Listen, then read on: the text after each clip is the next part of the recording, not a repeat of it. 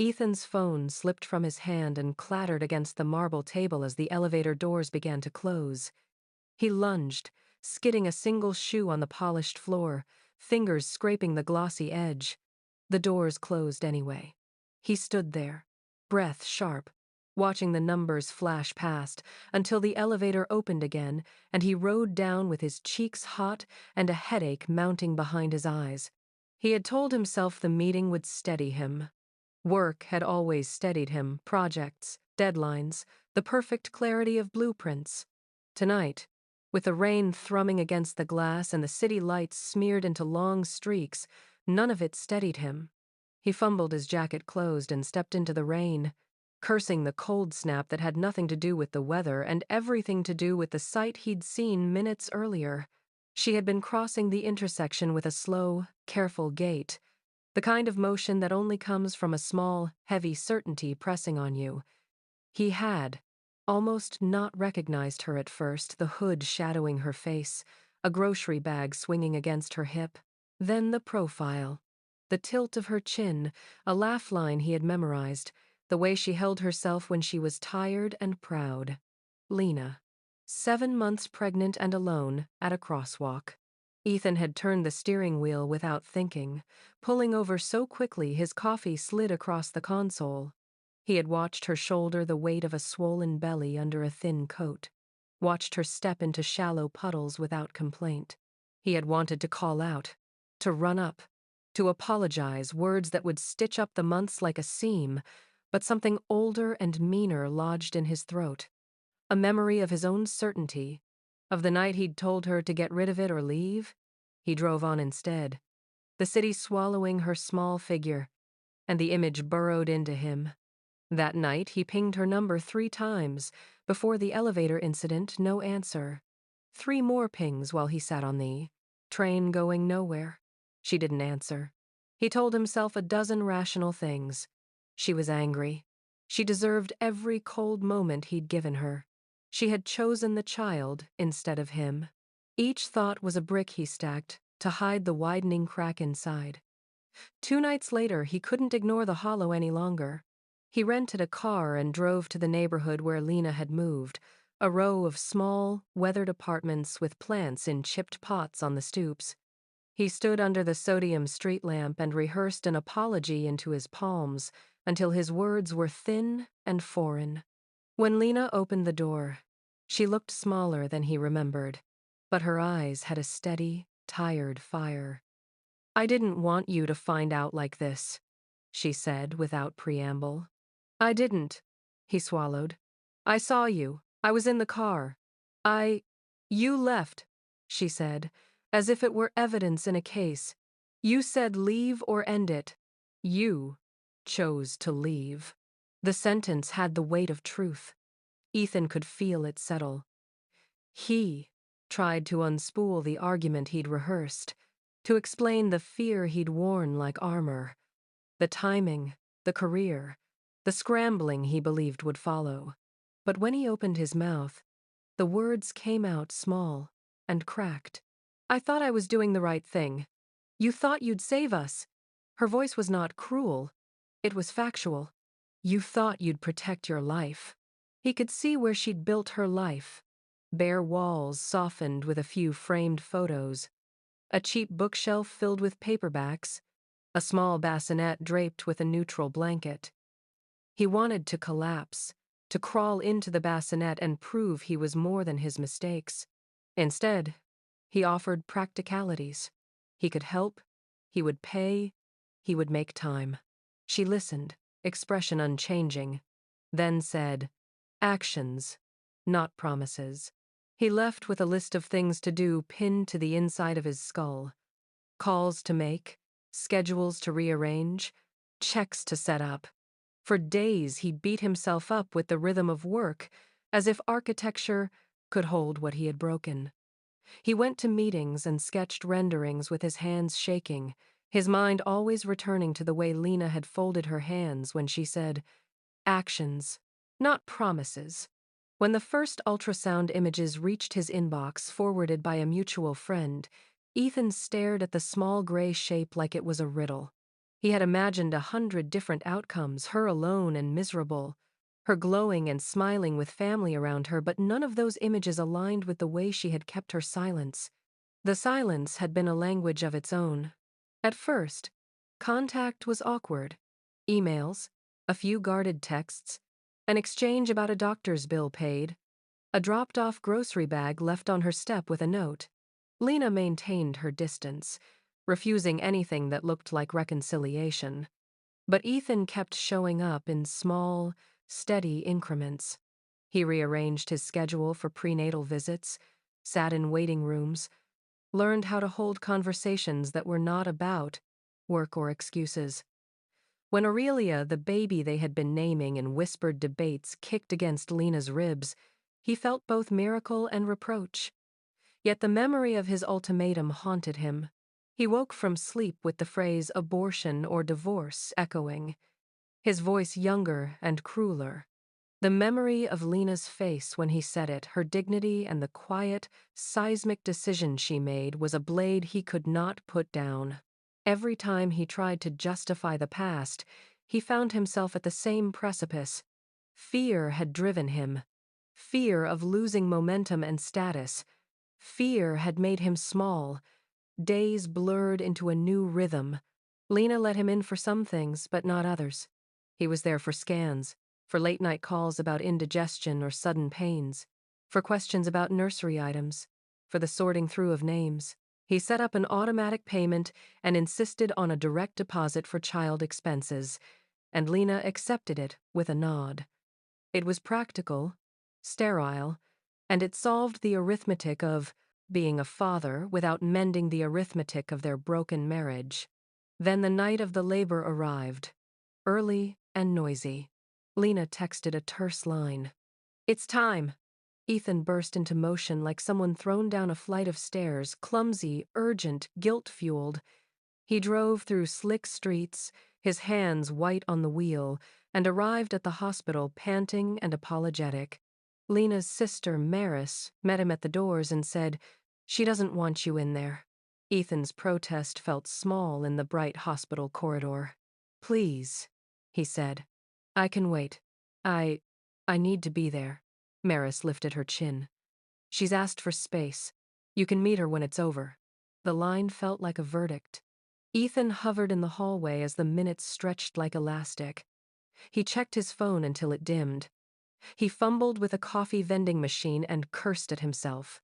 When he finally was allowed into the room, the air was thick with the sweet, metallic smell of newness. Aurelia was tiny, swaddled, a shocked little creature blinking at a ceiling of fluorescent lights. Lena sat propped up, hair matted, cheeks flushed with the exhaustion that follows creation.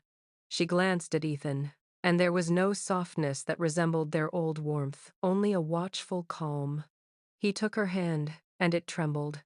The words he'd practiced in his head for weeks, apologies, vows, promises, melted under the intensity of the moment.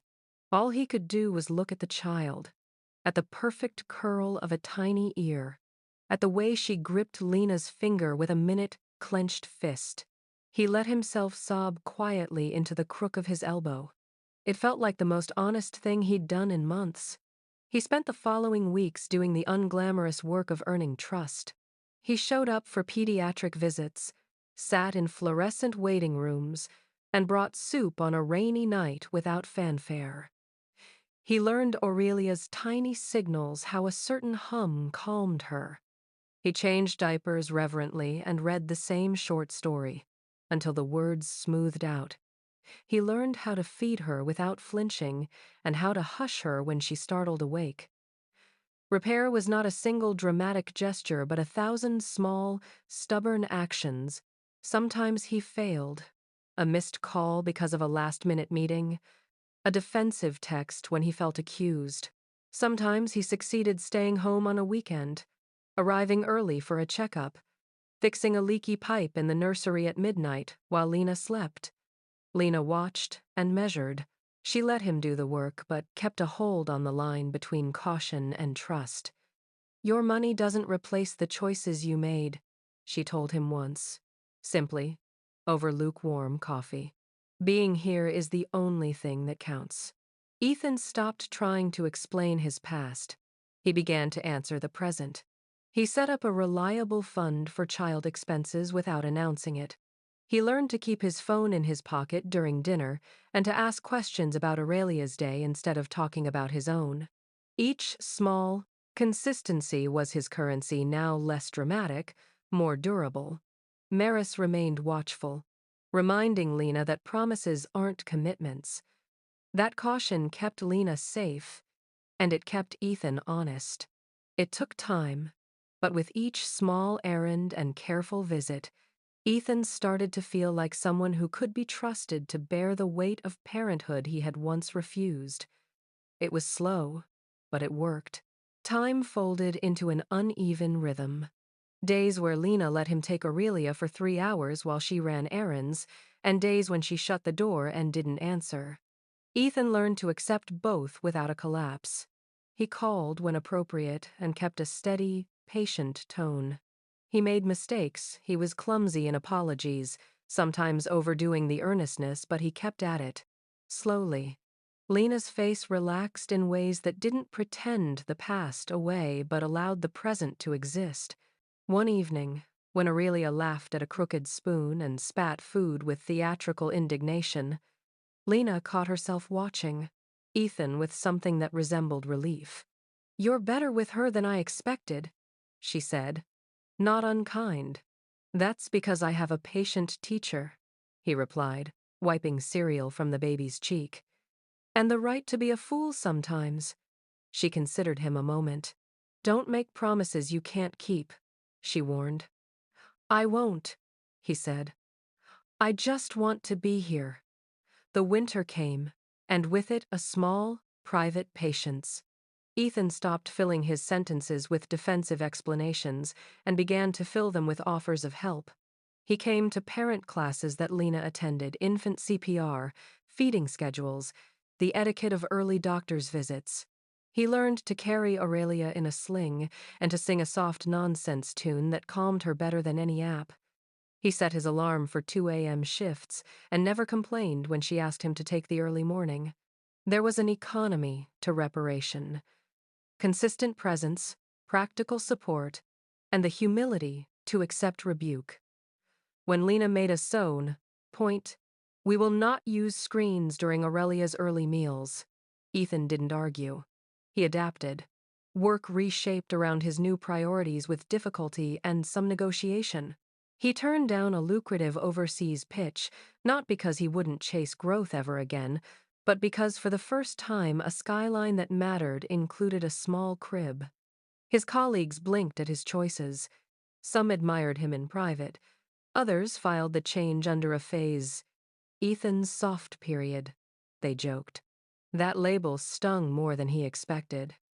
It reminded him of the self he had once been, the image he had valued more than care. One afternoon, 2 years into the slow repair, Lena invited him to a small gathering for Aurelia's first birthday. She called it private family and a couple of neighbors. Ethan dressed carefully and rehearsed what to say on the drive, but rehearsals fell apart the moment he saw the party.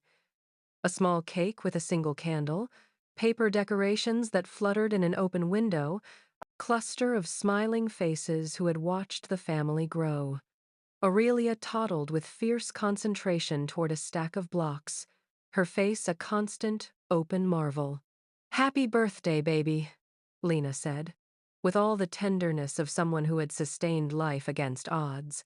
She met Ethan's eyes, and for the first time in a long while, the look that passed between them wasn't purely transactional. It held something quieter, a mutual recognition of the path they'd walked. Ethan cleared his throat, and the gathered chatter softened.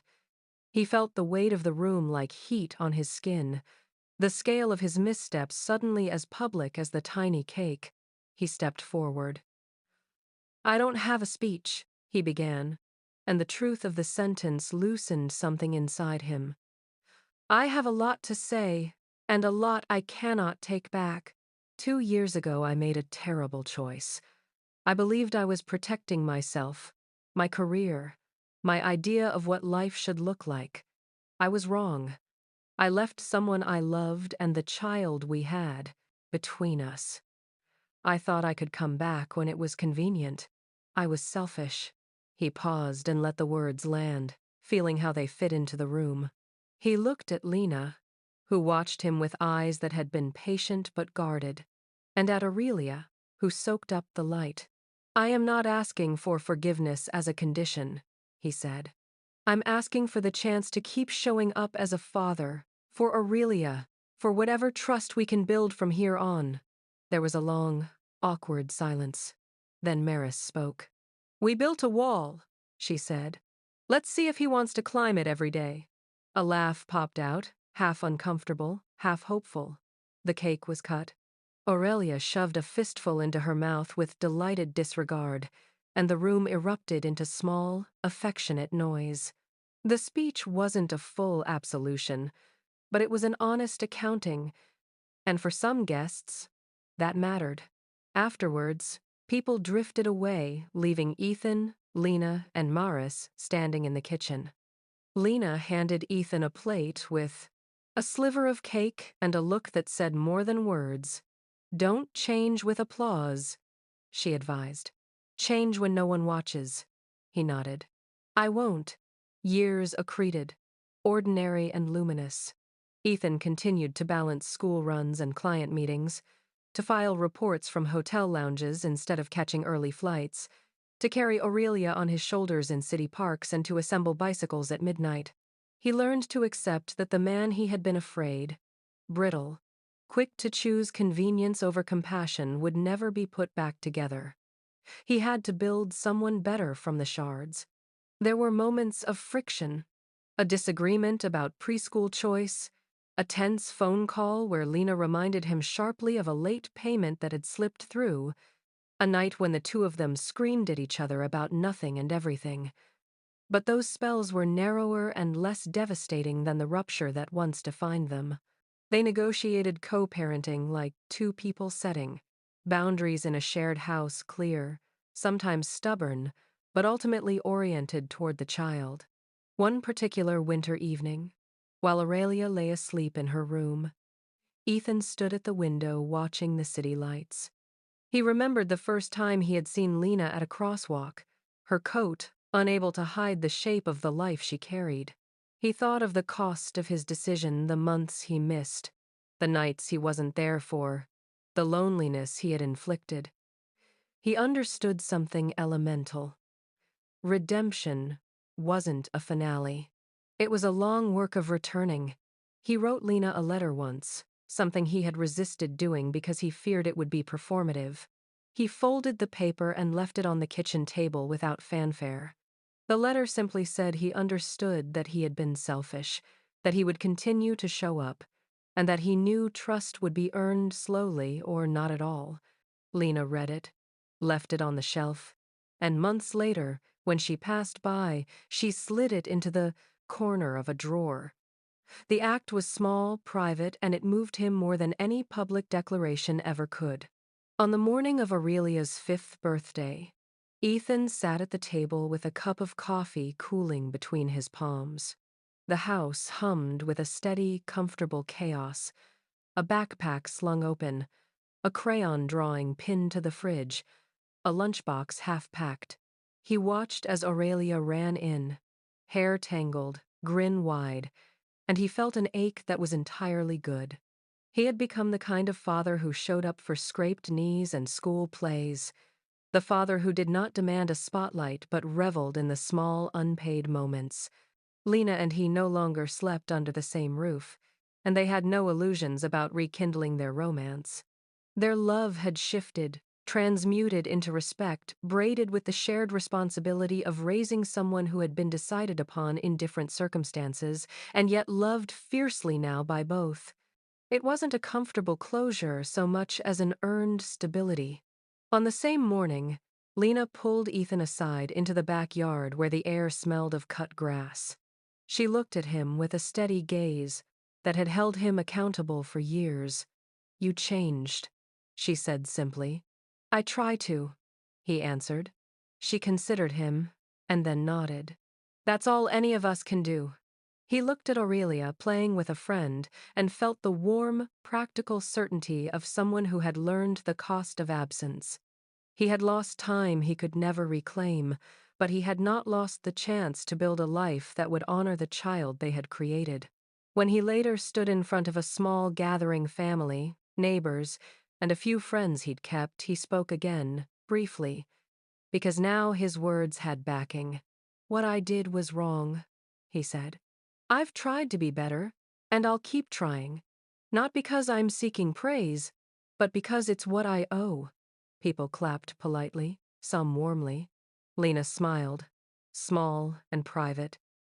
And for a moment, the past and present sat side by side, reconciled enough to allow breathing.